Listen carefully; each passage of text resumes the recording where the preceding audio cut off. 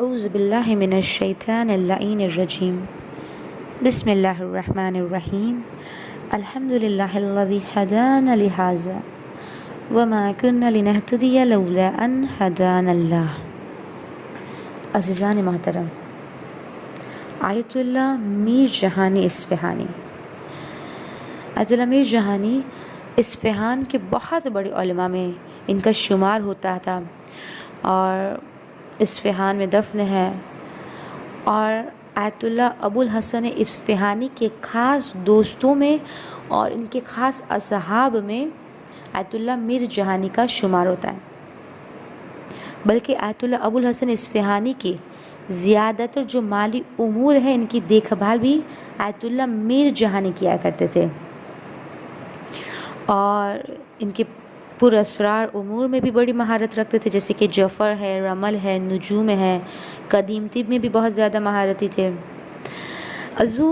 خود آیت اللہ میر جہانی یہ فرماتے ہیں کہ جس وقت ہم نجف اشرف میں تھے تو ہم سب لوگ اور بہت سارے علماء مجتہدین آیت اللہ ابو الحسن اصفہانی کی خدمت میں بیٹھے ہوئے تھے کہ ایک بارگی یمن سے ایک خط آیا، اور وہ جو لیٹر تھا وہ وہاں کے مفتی یعنی ایک غیر شیعہ اہل سنت عالم دین کا تھا، آگائے بھی یمنی ان کا خط تھا، اور اس خط کے اندر لکھا ہوا تھا۔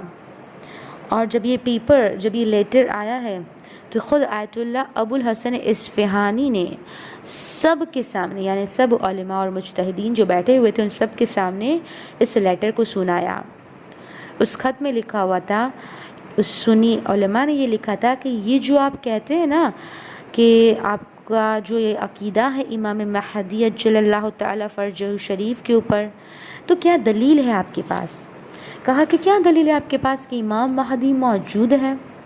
سب کے سامنے اس خط کو آیت اللہ ابو الحسن اصفہانی نے پڑھا اور اس کے بعد مسکرانے لگے۔ دیکھیے عزیزو، کمال اعتماد، کمال ایمان۔ اور اس کے بعد خود آیت اللہ ابو الحسن اصفہانی نے جواب لکھا۔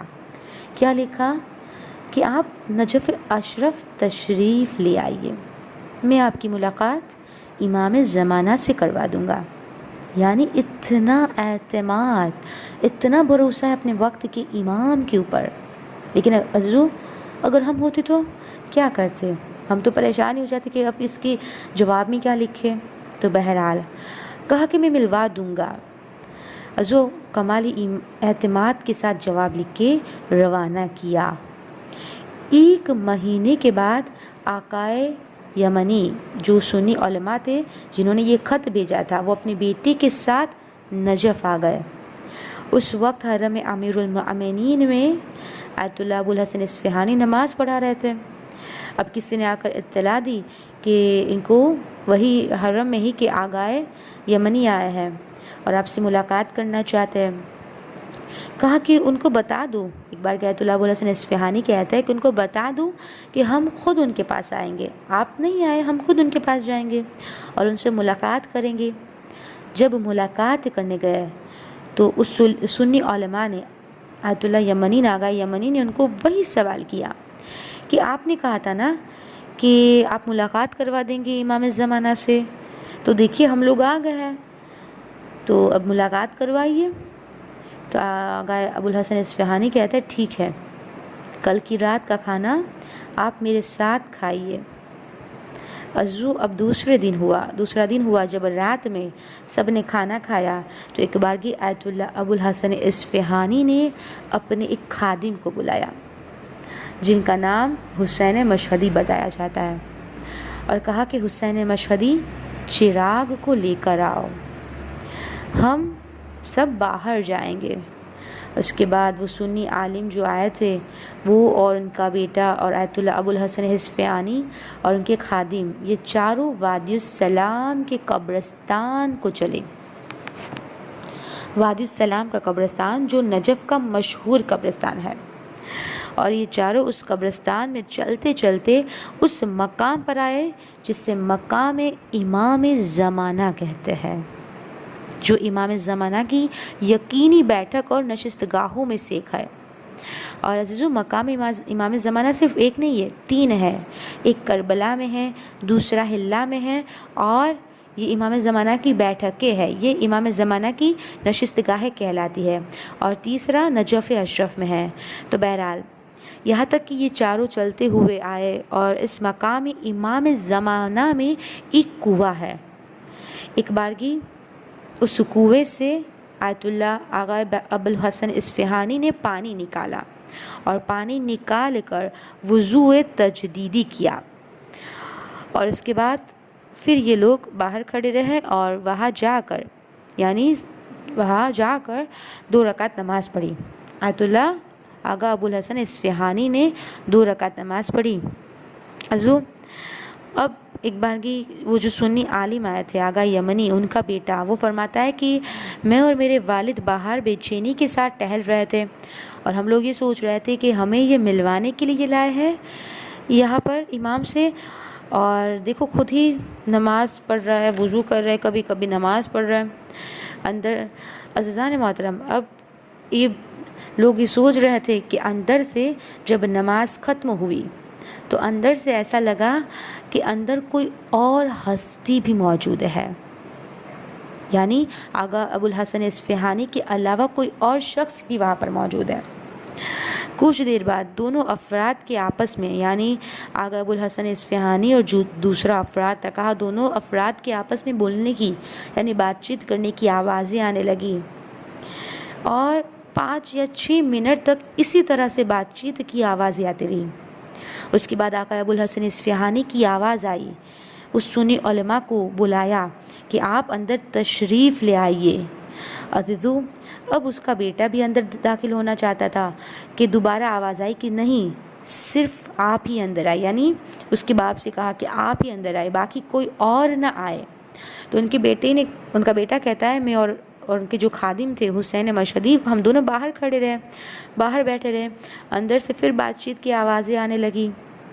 اچانک سے اندر سے ایک بہت زیادہ نور ساطع ہونے لگا، جس نے خورشید کی طرح سرداب کو منور کر دیا۔